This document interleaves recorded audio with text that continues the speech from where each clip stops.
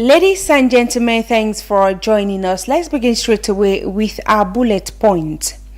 The governor of the Central Region, Nasiri Paul Biya, has officially launched activities ahead of Cameroon's 54th National Day celebrations during a ceremony held in Matop.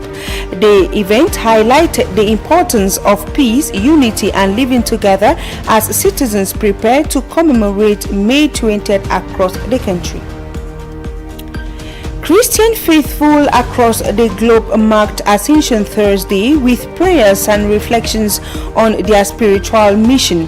The celebration served as a reminder that beyond witnessing Christ's journey, believers are called to actively spread the gospel through faith, service, and daily actions. You have these stories and more in a bit.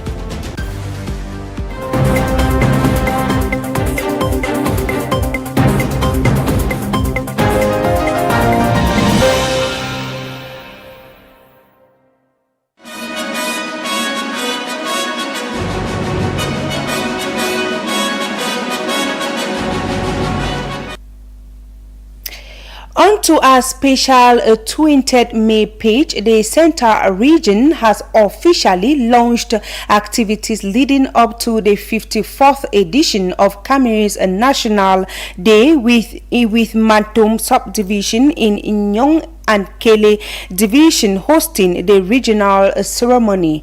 Governor Nasiri Paul Biya presided over the event, using the occasion to rally residents around the values of unity, peace, and national cohesion ahead of May 20th celebrations. Bertrand Tita in the following report. Addressing a crowd of administrative, municipal, religious and traditional authorities alongside students and residents, the governor delivered a message of togetherness. I'm encouraging them to continue to the spirit of living together, to continue to work hand in glove, to continue to be each other's keeper. And because we have noticed that the various communities that live here live in harmony.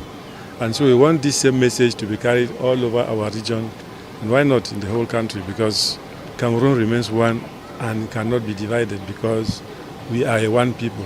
The governor stressed that peace remains the surest vector for development, urging inhabitants to safeguard the harmony that allowed communities to thrive. And they should work for the development of the area, because each person has his own quota of something to add into the development of one area. And so we want to encourage them to live peacefully, equally, because peace is very necessary for development, and without peace we cannot do anything.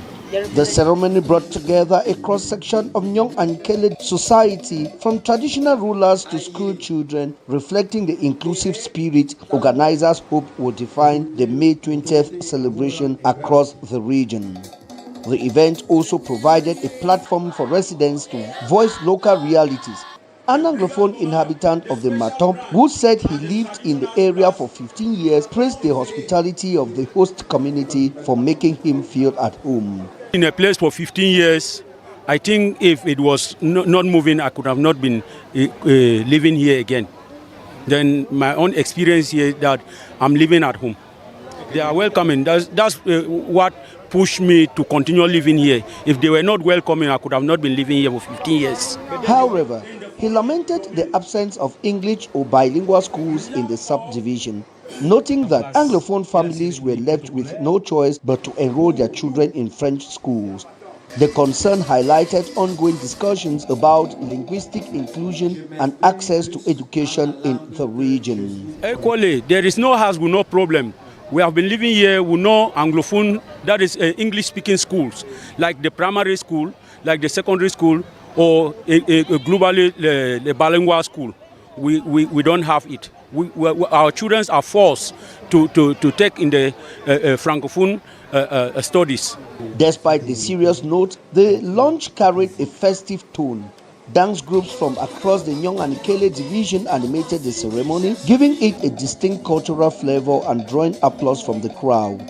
Traditional performances and youth displays underscored the region's readiness to celebrate National Day with pride.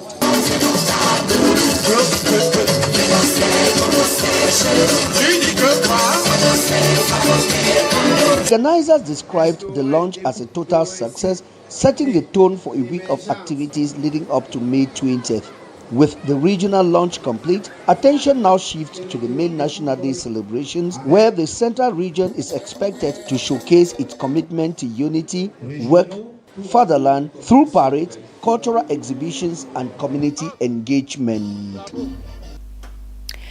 As Cameroon prepares to celebrate its National Unity Day on May 20, 2026, Camdis Newsroom focus on the event that led up to the proclamation of a unitary state. It is in this light that our staff lady Promise Akante and Fredi Esomo spoke with Professor Joel Ebeyolo, a historian, to get the historical fact of the day. Let's take a listen. Our resource person, historian, takes us back to the era of the plebiscite in order to better explain the different phases of Cameroon's unique history.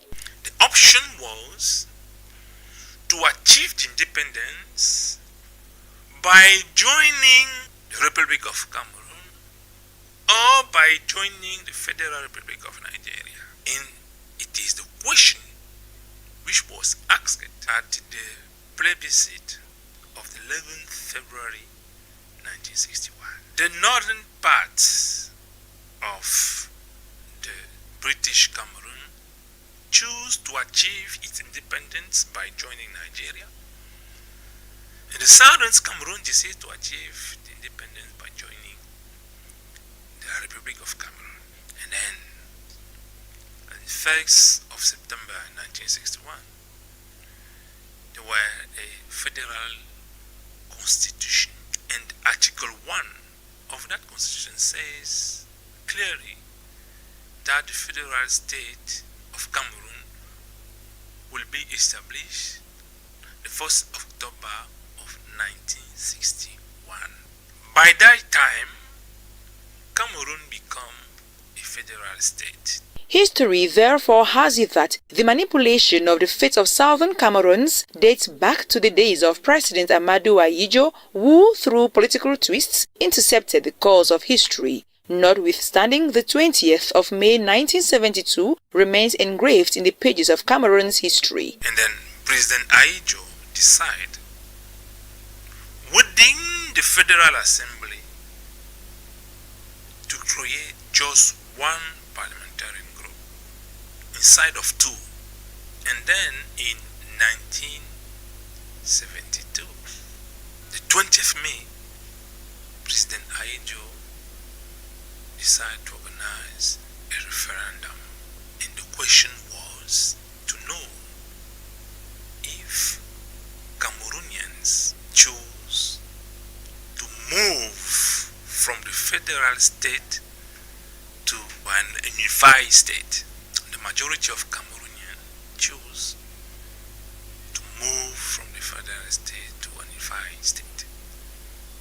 And it is why the 20th May become the Unity Day of our country. As Cameroonians prepare to celebrate their National Day come May 20th, certain historical facts remain unclear, with wishes that remain wishes so far and historians still expressing concerns. And I want to emphasize that at that date was a institutional unity which become the point of the beginning of a joint politic to call all Cameroonians to be unified. Knowing that some Cameroonians are in Nigeria while some Cameroonians who are in Cameroon do not feel like being at home as national unity is being celebrated is the other side of our country's history. Looking at the themes of past editions of the National Unity Day, emphasis has been on the need for collaboration between defense forces and citizens to combat external and internal threats. This goes without saying that such a collaboration is beneficial to the state. It is in this light that our staff lady Promise Akante revisits some of these themes and their significance in the full report. The theme for Cameroon's 49th National Day in 2021 was Army and Nation. Together, let's overcome health security challenges and preserve peace, stability, and security in our country. This theme emphasized unity, public health, and security during the ongoing COVID-19 pandemic. The theme highlighted the need for collaboration between defense forces and citizens to combat external and internal threats while addressing the health security challenges posed by the COVID-19 pandemic. In 2022, when the Golden Jubilee of the country's national unity was being celebrated, the defense and security forces were once again in the spotlight. The 50th anniversary of Cameroon's National Day on May 20, 2022 was celebrated under the theme Defense and Security Forces at the Service of the People in Preserving Social Peace and National Cohesion, a guarantee for an emerging Cameroon. The theme emphasized the collaboration between citizens and the military to maintain stability and promote national unity. Some communications also highlighted the theme focusing on the army and the nation united for peace and prosperity. The 51st National Day on May 20, 2023 maintained the same tendency as the theme was Defense Forces and Cameroonian people in harmony to safeguard peace and national unity, bedrock of a strong and prosperous Cameroon. The theme aims to reinforce collaboration between citizens and security forces to maintain peace and national cohesion. As the tradition holds, President Paul Biya presided over the Grand Parade at the May 20th Boulevard in Yaoundé, featuring military and civil displays, including a special performance by the Egyptian Army's band. In 2024, Cameroon's 52nd National Unity Day was celebrated under the theme Army and Nation, Together for a United, Peaceful and Prosperous Cameroon. This theme focused on fostering cooperation between the military and civilians to promote stability, unity and development across the country. In its 53rd edition in 2025, the National Unity Day had as theme Army and Nation United for a Cameroon Turned Towards Peace and Prosperity. This theme highlights the importance of collaboration between the military and civilians to foster peace and development, as highlighted in reports from the Presidency of the Republic of Cameroon. The celebration underscores unity in diversity, with parades highlighting the strength of the nation, with the main attraction being the Queen's Steps displayed by the Nigerian military guests at the May 20th Boulevard. Celebrated on May 20th every year, National Unity Day commemorates the 1972 referendum that abolished the federal system in favor of a unitary state.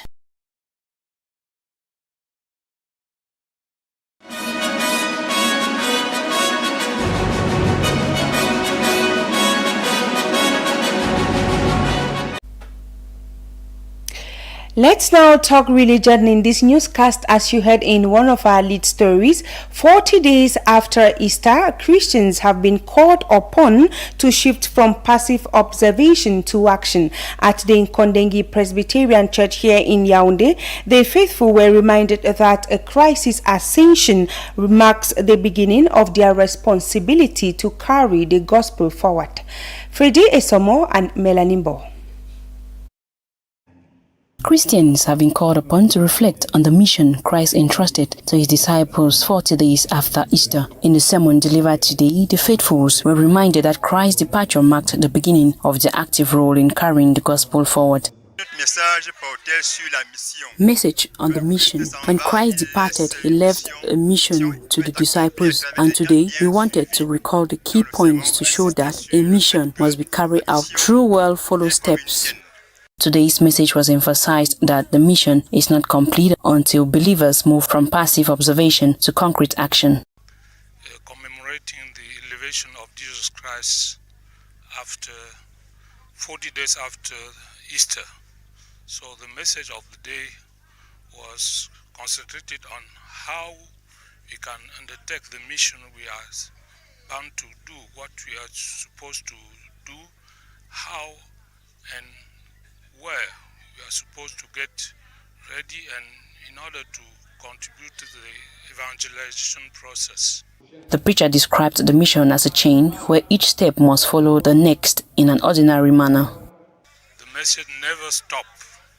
We are actually waiting for the coming of the Holy Spirit in order to continue the message sent by Jesus Christ on this period of the day, of the year. The faithfuls were told human effort alone cannot make the mission faithful. It is the illumination of the Holy Spirit that gives strength and purpose to the work of Christians, enabling them to bring others to Christ. The first thing we recommend to Christians is to move from observations to action. Often, the church simply observes without realizing that Christ has called us all. Regardless of our status, we want the Christian to be at the work. That's the first important thing. And above all, not to rely too much on oneself in the church. Believers were reminded that the dignity and welfare of people must always take precedence. The faithful now wait in expectations for the Spirit to impart their effort as they live out their calling in action.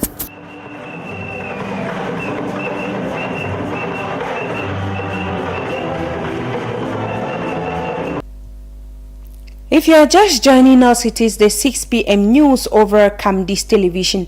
Let's now take you beyond our borders to get updates of what make news. First up in India, where diplomats of BRICS nations are meeting in New Delhi, India, to discuss global tensions, economic instability, and conflict affecting international peace and trade.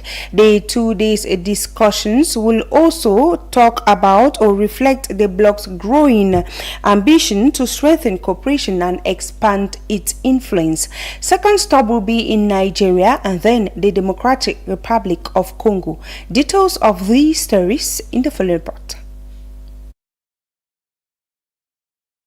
As global tensions deepen, BRICS foreign ministers have gathered in New Delhi, India for a crucial 2-day meeting aimed at strengthening cooperation and shaping a united response to growing international crises. Diplomats from Brazil, Russia, India, China, South Africa, and new member states are discussing key issues including the Iran conflict, rising energy prices, trade challenges, and global economic uncertainty. India Foreign Minister stressed the need for peace, security, and safe maritime trade routes, while Iran's Foreign Minister urged members to condemn what he described as unlawful aggression of the United States and Israel.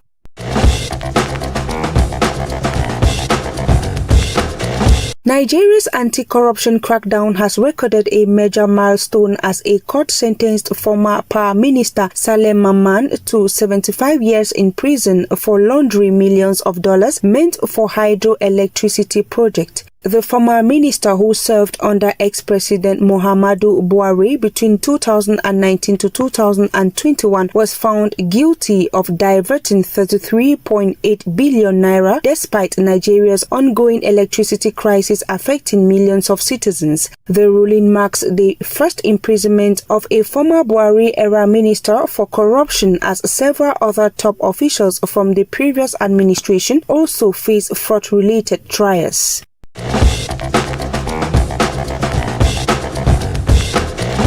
A chilling new report by Human Rights Watch has accused March 23 rebels and Rwandan forces of carrying out horrific abuses during their month-long occupation of Uvira in the Eastern Democratic Republic of Congo. According to the report, more than 50 civilians were summarily executed, several women raped, and others forcibly disappeared between December 2025 and January 2026 as armed fighters reportedly went door-to-door targeting suspected militia supporters. Survivors described scenes of panic and bloodshed while fleeing the violence, with many victims left without access to medical care. The rights group is now demanding independent investigations and international action to end what it calls growing impunity in the conflict-ridden region.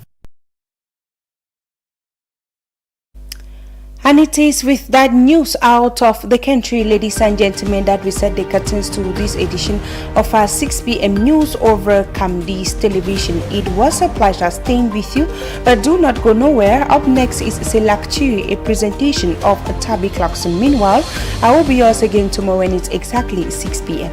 Good evening.